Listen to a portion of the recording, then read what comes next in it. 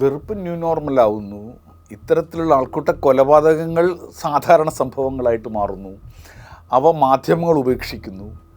ഇന്ത്യയിലെ പ്രധാനപ്പെട്ട പ്രതിപക്ഷ പാർട്ടിയായിട്ടുള്ള കോൺഗ്രസിൻ്റെ സമരങ്ങളിൽ എവിടെയും ഇതൊരു അജണ്ടയായിട്ട് വരുന്നില്ല എന്ന് മാത്രമല്ല, വടക്കോട്ട് ചെല്ലും തോറും ഇവർ ഇതിൻ്റെ ഭാഗമായി മാറുന്ന ഒരവസ്ഥയുണ്ട്.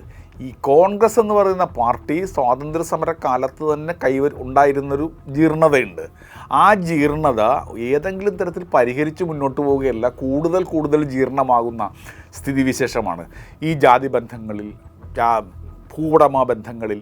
ഇതിനകത്തൊക്കെ ഏറ്റവും ജീർണമായിട്ടുള്ള പ്രത്യയശാസ്ത്ര നിലപാടുകളും ഏറ്റവും ജീർണമായിട്ടുള്ള നിലപാടുകളും വെച്ച് പുലർത്തുന്ന അവർക്ക് വടക്കേന്ത്യയിൽ ഇതിനകത്ത് കാര്യമായിട്ട് എന്തെങ്കിലും ചെയ്യാൻ പറ്റുന്ന ഒരു സാഹചര്യമില്ല. അങ്ങനത്തെ ഒരു ബേസുള്ളൊരു പാർട്ടിയല്ല. ദൗർഭാഗ്യവശാൽ ഇടതുപക്ഷ പാർട്ടികളുടെ പ്രസൻസ് കുറവാണ്. അപ്പോൾ ആ പ്രസൻസ് വർദ്ധിപ്പിക്കുക, തൊഴിലാളികളുടെ സമരങ്ങളിൽ കൂടെ, ഇതര ദുർബലരായിട്ടുള്ള ആളുകളുടെ, അധസ്ഥിതരുടെ സമരങ്ങളിൽ കൂടെ, പരിസ്ഥിതി സമരങ്ങളിൽ കൂടെ, ഇങ്ങനെയൊക്കെ ഇതൊക്കെ ചെറിയ അഭിപ്രായ ഭിന്നതകളുടെ പേരിലൊന്നും മാറി നിൽക്കേണ്ടതല്ല. ഒരുമിക്കണം. കാരണം ഒരു ലാർജർ ഭീഷണിയാണ് നമ്മൾ നടക്കുന്നത്.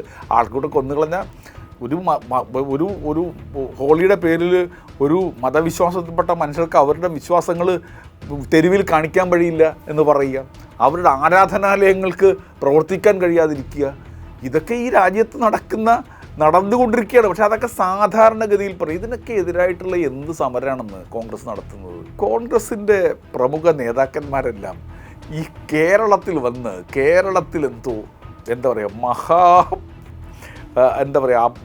കുഴപ്പം നടക്കുന്നു എന്ന് പ്രചരിപ്പിച്ചു പോവാണ്. കേരളത്തിലെ മുഖ്യമന്ത്രി അറസ്റ്റ് ചെയ്യാത്ത ചോദ്യം അതിനാണല്ലോ അതിനർത്ഥം എന്ന് പറയുന്നത്. അതിൻ്റെ അർത്ഥം എന്താ? ആസാമിൽ ഇവരെന്താ ചെയ്യുന്നത്? ആസാമിൽ എന്ത് ചെയ്യുന്നു? ആസാമിൽ പോയിട്ട് ഇയാളെന്താ അറസ്റ്റ് ചെയ്യാത്തത് എന്ന് രാഹുൽ ഗാന്ധി ചോദിച്ചായിട്ട് ഞാൻ കേട്ടിട്ടില്ല.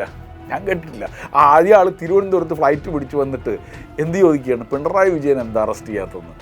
നോക്കൂ, അതാണ് പറഞ്ഞത്. സോണിയ കുടുംബത്തിന് ഇന്ത്യയുടെ സെക്കുലർ ആയിട്ടുള്ള രാഷ്ട്രീയത്തെ വികസിപ്പിക്കാനുള്ള ഒരു ഉൾക്കരുത്തുമില്ല. കോൺഗ്രസ് സോണിയ കുടുംബത്തിൽ നിന്ന് മോചിക്കാതെ ഒരു മാർഗമുണ്ട് എന്ന് കരുതുന്നില്ല.